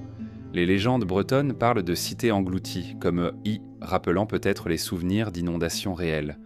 Les récits scandinaves évoquent le Ragnarök, la fin d'un monde par le feu et la glace, peut-être un écho lointain des bouleversements climatiques de l'ère glaciaire. En Afrique, les traditions rapportent des histoires d'êtres venus des étoiles, interprétés aujourd'hui comme des mythes cosmiques, mais qui pourraient aussi contenir des réminiscences de savoirs astronomiques perdus. Ces mythes fossilisés sont à la fois fascinants et dérangeants. Fascinants parce parce qu'il nous offre une fenêtre sur des événements que l'histoire officielle ignore. Dérangeant parce qu'il suggère que la mémoire humaine est ses plus ancienne, plus profonde que ce que nous croyons. Il questionne pour ça notre rapport au passé. Combien de vérités avons-nous rejetées comme des fables alors qu'elles contenaient pourtant les échos d'événements réels? La mémoire fossile des mythes n'est pas claire. Elle est fragmentée, brouillée, recouverte de couches de symboles. Mais en les comparant, en observant leur récurrence, on perçoit un motif. Une humanité plus ancienne, confrontée à des cataclysmes, aurait tenté de transmettre son expérience par l'histoire sacrée. Ce que nous appelons aujourd'hui mythologie pourrait être la dernière archive d'un monde oublié. Si l'on accepte cette idée, alors chaque légende devient une relique. Chaque conte de déluge, de géants, de dieux enseignants devient une pierre d'un puzzle immense, celui de notre préhistoire perdue. Les mythes ne sont pas de simples inventions, mais des fossiles vivants, témoins de ce qui a précédé. Ils nous rappellent que sous la surface de nos récits se cache une vérité plus ancienne, comme des ossements enfouis dans la terre. Et c'est peut-être là leur fonction ultime, ne pas nous laisser oublier. Même transformés, même déformés, ils persistent, traversent et les millénaires, résistent à l'oubli. Comme les fossiles, ils ne nous montrent pas l'être vivant tel qu'il était, mais son empreinte figée, une empreinte assez forte pour que nous sachions qu'il a existé. Les mythes, dans leur étrangeté, ne sont peut-être rien d'autre que cela, les fossiles d'une mémoire humaine trop ancienne pour être écrite, mais trop importante pour disparaître. Il existe des lieux où le silence semble plus lourd qu'ailleurs, des espaces où l'on a l'impression qu'un monde entier a disparu, laissant derrière lui une absence palpable. Ces lieux se trouvent dans les extrêmes, les déserts brûlants, les étendues glacées. On y marche comme dans un cimetière invisible, sur des terres qui auraient pu abriter des civilisations entières, effacées sans laisser de traces claires. Ce sont les civilisations fantômes, celles du sable et de la glace, évoquées par des ruines à demi enfouies, par des récits incertains, par des anomalies monsololies que l'histoire officielle préfère ignorer. Dans le Sahara, vaste océan de sable, on retrouve les signes d'un passé inattendu. Des peintures rupestres, vieilles de plusieurs milliers d'années, montrent des scènes de chasse, de danse et surtout des animaux qui ne devraient pas être là. Girafes, éléphants, crocodiles. Le désert, aujourd'hui stérile, était autrefois une savane fertile, couverte de rivières et de lacs. Ces peintures des témoins silencieux laissent penser qu'une population dense vivait là. Des villes auraient pu s'élever au milieu de ces plaines vertes, mais les vents ont tout effacé. Ce désert qui semble n'avoir jamais abrité la vie, garde dans ses entrailles le souvenir fossilisé d'un monde oublié. Les satellites modernes ont révélé des structures énigmatiques sous les dunes, des formes géométriques, des alignements qui ressemblent à des routes ou à des fondations. Certaines coïncident avec les traditions orales de peuples africains, qui parlent de royaumes disparus sous le sable, engloutis par la désertification soudaine. Les mythes touaregs évoquent des cités brillantes, habitées par des peuples puissants, aujourd'hui effacés. L'un des récits les plus persistants parle de la ville d'Ouadane, ou encore de Zerzoura, l'oasis blanche, un lieu riche en trésors et en savoir, perdu au cœur du désert, que personne n'a jamais retrouvé. La formation connue sous le nom de l'œil du Sahara, ou structure de Richa, alimente aussi les spéculations. Vaste cercle géologique de 40 km de diamètre, il ressemble à une cité cyclopéenne vue du ciel. Certains ont osé y voir une correspondance avec le récit de l'Atlantide, avec ses cercles concentriques décrits par Platon. Bien que la science y voie une formation naturelle, la régularité de ces anneaux trouble l'imagination. Était-ce une ville, une capitale, un centre effacé par les sables, dont il ne resterait plus que l'empreinte gigantesque? Dans les profondeurs de la glace, au pôle sud, un autre mystère s'enfouit. L'Antarctique, aujourd'hui recouvert d'un linceul gelé, ne l'a pas toujours été. Des carottes de glace et des études géologiques montrent qu'il y a des millions d'années, cette terre abritait des forêts luxuriantes, traversées par des rivières. Mais ce qui intrigue, ce sont certaines cartes anciennes. La carte de Piri Reis, au XVIe siècle, montre la côte antarctique sans glace, dessinée avec une précision qui dépasse les connaissances de l'époque. Comment des navigateurs de la Renaissance auraient-ils pu disposer de telles informations, sinon en recopiant des documents beaucoup plus anciens? Issus d'un monde où ces terres étaient encore libres, sous les glaces, des anomalies magnétiques ont été détectées, suggérant la présence de structures enfouies. Et certains chercheurs en marge de l'académie avancent l'hypothèse de cités prisonnières de la glace, englouties lors d'un basculement climatique soudain. Si des civilisations avaient habité ces terres avant qu'elles ne se figent, elles seraient aujourd'hui invisibles, prisonnières de kilomètres de glace hors de portée de nos fouilles. L'idée d'une Atlantide polaire a longtemps hanté les explorateurs. Qu'elle soit réelle ou non, elle reflète ce sentiment persistant. L'Antarctique garde un secret. Le Groenland, lui aussi, livre quelques échos. Des ruines norroises rappellent les colonies médiévales, mais certains récits inuits parlent d'autres peuples, antérieurs, disparus avant même l'arrivée des Vikings. Ils évoquent dans des hommes grands, différents, venus d'ailleurs, dont il ne reste que des souvenirs. Ces histoires pourraient pourraient n'être que des légendes, mais elles résonnent avec d'autres mythes universels, celui d'habitants effacés par les glaces, remplacés par une humanité nouvelle. Les déserts et les glaces ont ceci de commun qu'ils conservent et effacent à la fois. Le sable recouvre et préserve les ruines, les mumifiant sous ses couches arides. La glace fige et protège mais rend inaccessible.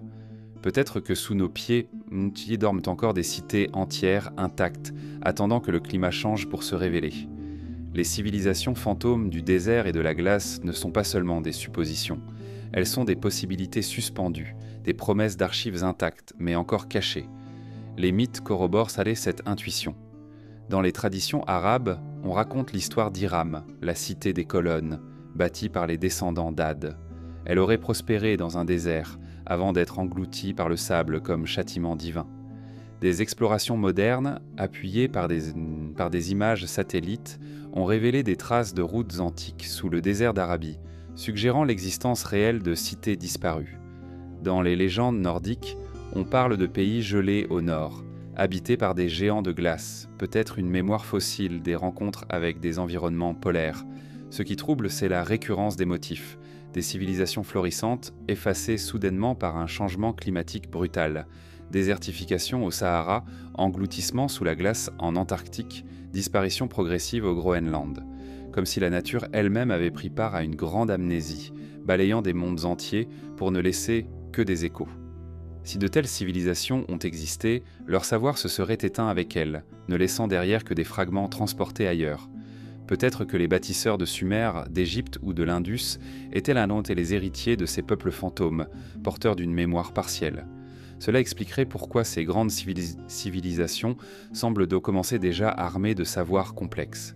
Le désert et la glace auraient englouti les bibliothèques originelles, les outils. Les villes, mais les survivants auraient transmis des bribes, assez pour que d'autres renaissances voient le jour. Ce que nous appelons aujourd'hui les civilisations fantômes ne sont pas seulement des hypothèses archéologiques, elles sont aussi des métaphores de notre fragilité. Elles rappellent que le monde peut basculer, que la Terre peut se transformer en quelques siècles, effaçant toute trace. Elles disent que nous aussi, un jour, nous pourrions devenir une civilisation fantôme ensevelie sous un désert ou une calotte de glace et que nos descendants, des millénaires plus tard, inventeraient peut-être des mythes pour se souvenir de nous. Dans les étendues désertiques, dans le silence polaire, il y a une présence invisible. Elle n'a pas de nom, pas de visage, mais elle hante le paysage. C'est le souvenir d'hommes que nous ne connaissons pas, d'un monde que nous ne voyons plus. Et dans ce souvenir enfoui, une vérité persiste. Le désert et la glace ne sont pas vides. Ils sont pleins d'absences, et ces absences sont la preuve que nous ne sommes pas les premiers à avoir construit, rêvé, puis disparu. Il existe une mémoire plus subtile que celle des pierres et des mythes. Une mémoire inscrite dans nos corps, silencieuse mais indélébile, celle de notre sang, de nos gènes. Dans chaque cellule, une histoire se déroule, écrite dans un alphabet que nous ne comprenons encore qu'imparfaitement. Et cette histoire nous dit une chose troublante. Nous ne sommes pas seuls dans notre humanité. Nos veines portent le souvenir d'autres peuples, d'autres humanités disparues, comme si le passé avait laissé sa marque non pas seulement dans les ruines, mais dans notre chair. Depuis quelques décennies, la génétique a révélé que l'Homo sapiens n'est pas une espèce pure. Nous sommes le produit de mélanges. Lorsque nos ancêtres quittèrent l'Afrique il y a plus de 60 000 ans, ils rencontrèrent d'autres humanités. Les Néandertaliens en Europe, les Denisoviens en Asie et peut-être d'autres encore dont nous n'avons pas encore découvert le nom. Ces rencontres ne furent pas seulement des affrontements, elles furent aussi des unions, des échanges de chair et de vie. Aujourd'hui encore, chaque individu d'origine européenne ou asiatique portent entre 1 et 4% de gènes néandertaliens. Dans certaines populations, des fragments de denisoviens subsistent. Nous sommes les héritiers d'un sang mêlé, les porteurs d'une mémoire biologique de peuples disparus. Ce constat change tout, car cela signifie que les anciens que nous imaginions disparus ne le sont pas totalement. Ils vivent encore, silencieusement, dans nos veines, dans les structures invisibles de notre corps. Certains gènes hérités de Néandertal influencent notre système immunitaire, notre métabolisme, peut-être même notre manière de réagir au monde. Les Denisoviens ont transmis des variantes génétiques permettant aux populations tibétaines de vivre à haute altitude. Nous ne sommes pas simplement leurs successeurs, nous sommes aussi leurs descendants. Leur disparition n'est pas absolue, elle est relative. Leur sang est devenu le nôtre. Mais au-delà de la génétique prouvée, il y a l'ombre d'autres héritages. Certains chercheurs évoquent la possibilité qu'il ait existé d'autres humanités, aujourd'hui effacées, qui auraient laissé une trace invisible. Le code génétique comporte des segments dont l'origine reste obscure, comme des phrases écrites par une main inconnue. Peut-être sont-ce les restes d'une race plus ancienne, intégrée, absorbée, disparue physiquement, mais persistante dans notre chair. Si tel est le cas, alors nous ne sommes pas seulement les enfants de Sapiens, mais les derniers porteurs d'une lignée multiple, une mosaïque de sang venue d'âges enfouis. Ce que les mythes racontaient à travers des dieux aux visages humains, la génétique le révèle aujourd'hui en chiffres et en séquences. Quand les traditions parlent de géants, de races anciennes, de peuples disparus, peut-être parlaient-elles de ces autres humanités. Leurs souvenirs auraient traversé les millénaires, transformés en légendes, mais conservant un fond de vérité.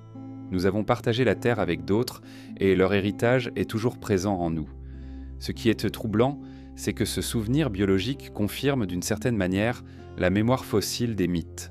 Le sang, en ce sens, est une archive. Il ne ment pas. Les pierres peuvent s'effondrer, les textes peuvent brûler, les récits peuvent se déformer. Mais nos gènes, eux, transportent fidèlement la trace des rencontres anciennes. Chaque être humain est un manuscrit palimpseste, réécrit à travers les âges, mais où subsistent encore des phrases anciennes, écrites par des peuples disparus. Nous les portons sans en avoir conscience, et pourtant, ils influencent notre santé, nos traits, nos capacités. C'est un héritage silencieux, mais incontournable. On peut aller plus loin dans cette réflexion. Car si nous avons intégré dans nos veines le sang des Néandertaliens et des Denisoviens, qu'en est-il des peuples plus anciens encore ? Et si nous portions aussi, cachés dans notre code, les restes d'une humanité plus ancienne, une race que l'histoire a totalement effacée ? Les fossiles ne nous montrent qu'une partie du passé, mais le génome pourrait garder des fragments venus d'espèces que nous n'avons jamais découvertes. Des chercheurs parlent déjà de fantômes génétiques, des signatures invisibles suggérant des croisements avec des humanités inconnues, comme si dans nos veines vivait le souvenir de peuples dont nous ignorons jusqu'au nom.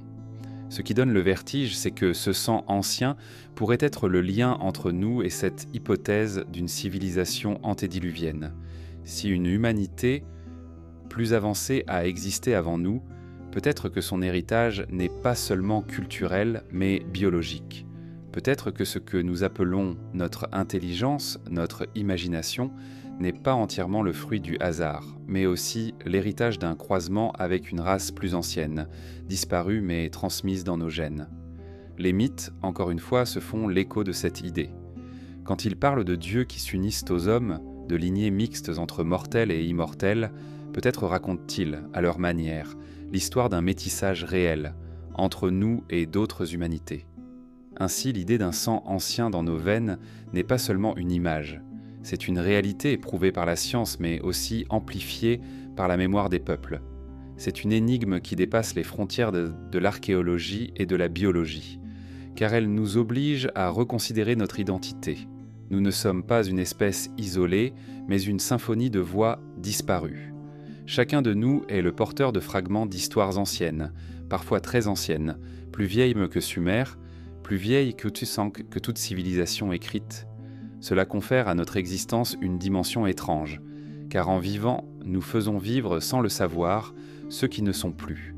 Chaque battement de cœur fait résonner des lignées éteintes. Chaque respiration porte l'écho de peuples disparus. Nous sommes leur continuation, leurs souvenirs incarnés. Leurs corps sont devenus poussière, Mais leur sang circule encore, dilué mais vivant, dans nos veines. Le sang des anciens n'est pas seulement un héritage biologique, il est aussi une métaphore. Il rappelle que nous sommes liés au passé d'une manière intime, que l'histoire n'est pas une suite d'époques séparées, mais une continuité organique. Nous portons en nous la trace des cataclysmes, des migrations, des rencontres, des amours et des guerres. Nous portons en nous les fantômes. Et ces fantômes ne sont pas extérieurs, c'est un pédecin. Ils battent fort dans notre cœur, ils respirent dans nos poumons, ils parlent dans nos gènes. Ainsi, à travers la science et les mythes, une vérité se dessine. Nous ne sommes pas seulement les enfants de Sapiens. Nous sommes les héritiers d'un cœur invisible, d'une humanité multiple, dont une partie s'est effacée, mais dont le sang n'a pas disparu. Dans nos veines coule la mémoire des anciens. Et chaque fois que nous cherchons à comprendre nos origines, chaque fois que nous nous interrogeons sur les civilisations disparues, c'est peut-être à eux que nous répondons silencieusement, car ils sont toujours là, en nous. Il existe dans le champ des savoirs une frontière invisible, plus solide parfois que les murs de pierre. C'est la frontière de ce qui est dit, accepté, reconnu comme vérité. De l'autre côté s'étend un territoire d'ombre, des ruines énigmatiques, des découvertes anachroniques, des récits transmis par les mythes. Là où la logique historique se brise, où les certitudes s'effritent, commence ce que l'on appelle trop vite le doute ou la spéculation. Pourtant, ce territoire existe, et il est peuplé de faits, d'objets, de vestiges qui résistent à l'explication. Mais l'archéologie officielle, souvent, garde le silence. Ce silence n'est pas toujours le fruit d'une volonté délibérée. Souvent, il naît de la prudence, du besoin de protéger les fondations d'un récit établi. L'histoire, telle qu'elle est enseignée, fonctionne comme un édifice. Chaque étage repose sur l'autre. Reconnaître qu'une découverte isolée remet en question tout l'édifice reviendrait à accepter que ces murs s'effondrent. Alors plutôt que de démolir, on choisit de se taire. Les anomalies sont mises de côté, classées comme erreurs ou curiosités. Elles deviennent des notes en bas de page, des rumeurs qu'on n'intègre pas au récit principal. Pourtant, les anomalies abondent. Des outils retrouvés dans des couches géologiques trop anciennes, des cartes médiévales représentant des continents inconnus, des blocs de pierre taillés avec une précision que nos reconstructions ne parviennent pas à reproduire, des récits universels de déluges, de dieux enseignants, de civilisations disparues. Tout cela forme une constellation troublante, mais parce qu'aucun de ces éléments n'entre facilement dans le cadre académique, ils restent à l'écart, relégués aux marges. Le silence de l'archéologie officielle se manifeste aussi par la méfiance envers ceux qui osent de questionner le récit dominant. Les chercheurs qui s'aventurent dans ces zones obscures sont souvent rejetés, taxés de fantaisistes. Pourtant, certains sont des scientifiques rigoureux, animés seulement par la curiosité. Mais leur curiosité dérange, car elle ouvre des fissures dans une chronologie que l'on préfère croire immuable. L'apparition de Sumer, puis l'Égypte, puis la Grèce, puis nous. Briser cette ligne, c'est accepter un passé beaucoup plus vaste, peut-être beaucoup plus complexe, et cette idée effraie. Il y a aussi la question du financement. Les fouilles, les recherches dépendent de fonds, d'institutions, de musées. Or, ces structures reposent sur une légitimité construite. Elles ont besoin de récits clairs, de frises chronologiques, simples à transmettre. Dire qu'une découverte remet tout en question, c'est fragiliser leur autorité. Alors sur Wiskana, on évite, on classe les artefacts dérangeants dans des réserves, on minimise leur importance, on privilégie ce qui conforte l'ordre établi. Ce silence n'est pas vide, il est plein de murmures, car les peuples, eux, continuent de transmettre leurs mythes, leurs récits, leurs traditions. Ces récits contredisent parfois les versions officielles, mais ils persistent. Et dans ce contraste, on perçoit un décalage. D'un côté, la science moderne qui réduit l'histoire à ce qui est prouvé matériellement. De l'autre, une mémoire vivante qui conserve d'autres vérités plus anciennes, plus insaisissables. Le silence officiel devient alors une dissonance, un refus d'entendre ce que les peuples se répètent depuis des millénaires. Le plus troublant est que, parfois, les découvertes confirment les intuitions des mythes. Les ruines englouties, les anomalies astronomiques, les traces de civilisations plus anciennes que prévues. Mais chaque fois, l'intégration dans le récit académique se fait lentement, avec réticence comme si l'on craignait de trop bouleverser le tableau. On accepte à reculons, et on ne va jamais plus loin que ce qui est strictement nécessaire. Le reste demeure dans l'ombre. Ce grand silence est aussi une forme de protection psychologique. Imaginez que l'histoire humaine ne commence pas avec les premiers écrits, mais avec des civilisations disparues, effacées, dont nous ne savons presque rien, c'est accepter un vertige difficile à porter. Cela signifie que notre place dans le temps est minuscule, que nous ne sommes peut-être qu'une renaissance parmi d'autres. Beaucoup préfèrent la sécurité d'une histoire courte, claire, rassurante. Une histoire où nous savons d'où nous venons et où tout ce qui est antérieur à Sumer est simplement transmetté. Préhistoire, un mot qui clôt la question. Pourtant, le silence ne pourra pas durer éternellement. Car les anomalies s'accumulent. Les fouilles modernes, aidées par les satellites et les technologies d'imagerie, révèlent chaque année de nouveaux mystères. Structures sous les sables, cités englouties, artefacts isolés. Chaque découverte nouvelle rouvre la brèche. Et même si l'archéologie officielle tente de la refermer, les fissures deviennent trop nombreuses. Le silence est de plus en plus difficile à maintenir. Il faut dire aussi que ce silence nourrit un paradoxe. En refusant de considérer certaines hypothèses, on pousse les chercheurs marginaux à développer des récits parallèles, souvent extravagants, parfois fantaisistes. Si l'archéologie officielle acceptait d'intégrer au moins une partie de ces anomalies, le débat serait plus équilibré. Mais en rejetant tout en bloc, elle laisse place aux théories les plus folles, ce qui nourrit encore plus la méfiance et le soupçon. Ce qui est certain, c'est que le silence cache une peur. La peur de découvrir que nous ne sommes pas les premiers, que d'autres mondes ont existé avant le nôtre. La peur que l'histoire ne soit pas une ascension continue, mais une série de cycles où chaque civilisation naît, brille, disparaît, laissant derrière elle des fragments incompris. La peur que nous soyons, nous aussi, destinés à devenir une couche oubliée, une ruine future. Alors, on préfère se taire. Mais ce silence, à force de persister, devient lui-même une preuve, car il révèle que les gardiens du savoir savent qu'il y a quelque chose à protéger. Ce quelque chose, c'est l'idée d'un commencement net, clair, rassurant.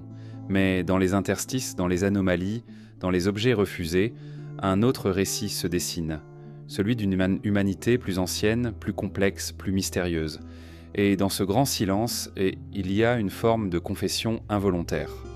Car en refusant de parler, l'archéologie officielle reconnaît qu'il y a bien quelque chose qui dérange. Ce quelque chose, ce dont nous ne le connaissons pas encore entièrement. Mais il est là, enfoui dans le sable, sous la glace ou dans nos mythes. Il attend que le silence se brise. Il est des traces qui semblent échapper même à l'humanité. Des signes gravés dans la pierre ou dans le ciel qui paraissent plus anciens que nous, plus anciens même que les civilisations dont nous avons parlé. Comme si une mémoire plus vaste que celle des hommes imprégnait déjà la Terre avant que nous ne soyons capables de la lire. Cette mémoire n'est pas seulement archéologique ou mythologique. Elle est cosmique. Elle dépasse nos histoires et nos chronologies et se déploie comme un écho qui nous précède, qui nous attend et qui nous englobe. Les géologues parlent de strates, de couches de temps. Dans certaines d'entre elles, on retrouve des empreintes qui semblent défier l'histoire officielle. Outils de pierre dans des formations vieilles de millions d'années, marques qui ressemblent à des traces de pas humains fossilisés à des époques où aucun homme ne devait exister. La science les rejette comme erreur ou curiosité, mais leur présence persiste comme une note fausse dans une symphonie trop bien réglée. Ces anomalies sont peut-être des illusions, mais elles suggèrent aussi l'idée que la mémoire humaine pourrait s'enraciner dans des âges que nous ne pouvons concevoir. Au-delà de la matière, il y a la mémoire inscrite dans les mythes universels, ceux qui ne semblent appartenir à aucun peuple en particulier. Les récits d'âges du monde, de cycles cosmiques où les civilisations naissent, s'élèvent, disparaissent, puis renaissent, sont communs à presque toutes les cultures. Les hindous parlent des yugas, âges immenses mesurant des dizaines de milliers d'années. Les Grecs racontaient les âges d'or, d'argent, de bronze et de fer, succession d'humanités déchues. Les Mayas inscrivaient le temps dans des calendriers cycliques, où le monde renaît après chaque effondrement. Derrière ces récits, on devine une mémoire fossile qui n'est plus celle d'une civilisation particulière, mais celle de l'espèce entière, comme si l'humanité se souvenait, confusément, de mondes antérieurs. Cette mémoire plus ancienne que l'homme pourrait aussi être inscrite dans la Terre elle-même. Les montagnes, les glaciers, les mers portent les cicatrices de cataclysmes anciens. Les inondations colossales de la fin de l'âge glaciaire, les volcans qui ont obscurci le ciel, les impacts de météorites, tout cela a laissé des marques. Peut-être que les mythes de déluge, de feux célestes, de ténèbres venues du ciel ne sont que des traductions humaines de ces cicatrices géologiques. La Terre se souvient Et nous, en l'écoutant, recevons des échos plus anciens que notre propre mémoire. Certains vestiges architecturaux semblent eux aussi dépasser la logique des peuples qui les ont laissés. Des pierres trop massives, trop précises, des monuments astronomiquement alignés, apparaissent comme des inscriptions laissées par une main plus ancienne. Peut-être n'étaient-ils pas destinés à nous, mais à l'éternité, comme si une civilisation antérieure, consciente de sa fin prochaine, avait voulu laisser un message, non pas pour ses contemporains, mais pour des êtres à venir, humains ou non. Ce message, nous le contemplons sans le comprendre. Il se trouve dans les pyramides, dans les cercles de pierre, dans les ruines englouties. Un langage de pierre, plus durable que les mots. Il est possible que cette mémoire précède même l'homme en tant qu'espèce. Les mythes d'êtres civilisateurs, venus enseigner aux hommes les arts et les lois, peuvent être lus comme des souvenirs déformés d'un contact avec une autre humanité ou avec une race plus ancienne. Si tel est le cas, alors notre propre civilisation n'est pas la première. Nous serions les héritiers involontaires d'un monde antédiluvien, effacé par les cataclysmes, mais encore présent dans nos rêves et nos récits. Le souvenir de ces anciens, transmis à travers des millénaires, pourrait être ce que nous appelons aujourd'hui les dieux, les géants, les héros des âges premiers. Mais peut-être la mémoire plus ancienne que l'homme ne réside-t-elle pas seulement dans des ruines, ni même dans nos gènes. Peut-être est-elle cosmique. Les étoiles, immuables à notre échelle, sont les mêmes que contemplaient ensemble les chasseurs du Paléolithique, que regardaient les bâtisseurs de Göbekli Tepe, que suivaient les prêtres d'Égypte et les astronomes mayas. Elles inscrivent dans leur mouvement une mémoire que nous ne faisons que déchiffrer. Les cycles célestes, précession des équinoxes, alignement planétaire, récurrence des éclipses, constituant une archive immatérielle, plus stable que nos chroniques félétiennes fragiles. Les peuples anciens semblaient sans le savoir. Leurs calendriers et leurs monuments astronomiques sont peut-être les clés d'une mémoire universelle où le ciel garde ce que la terre efface. Dans ce vertige, une question s'impose. Et si l'histoire humaine n'était pas un commencement, mais une continuité ? Et si nous n'étions pas les premiers à marcher, à bâtir, à compter les étoiles, mais seulement les dernières en date dans une série de renaissances ? Cette idée, bien qu'inconfortable, donne un sens nouveau à notre quête, car elle suggère que chaque trace, chaque mythe, chaque pierre n'est pas isolée, mais est reliée à une mémoire plus vaste. Les civilisations naissent, s'effondrent, disparaissent, leurs noms se perdent, leurs langues s'éteignent. Mais certaines choses subsistent, les cycles du ciel, les pierres trop lourdes pour être déplacées, les récits universels répétés d'un peuple à l'autre. Tout cela forme une archive silencieuse, une mémoire qui ne nous appartient pas entièrement. Elle est plus ancienne que nous, plus ancienne que l'Homo sapiens, peut-être plus ancienne même que l'idée de civilisation. Cette mémoire est troublante parce qu'elle nous rend humbles. Elle nous rappelle que nous ne sommes pas le centre, mais seulement un passage. Elle dit que d'autres ont existé avant nous, peut-être différents, peut-être semblables, et qu'ils ont disparu, effacés comme nous le serons un jour. Mais leur mémoire persiste dans les pierres, dans les mythes, dans nos gènes, dans les étoiles. Elle continue de vibrer, comme une mélodie ancienne dont nous n'entendons que quelques notes. Vers cette mémoire plus ancienne que l'homme, nous ne marchons pas en conquérants, mais en héritiers aveugles. Nous avançons parmi les ruines, dans les bibliothèques brûlées, sous les ciels constellés, en cherchant des fragments. Nous ne comprenons pas tout, nous n'avons pas les clés. Mais nous savons, confusément, que cette mémoire existe, et qu'elle nous attend, patiente, pour être enfin reconnue.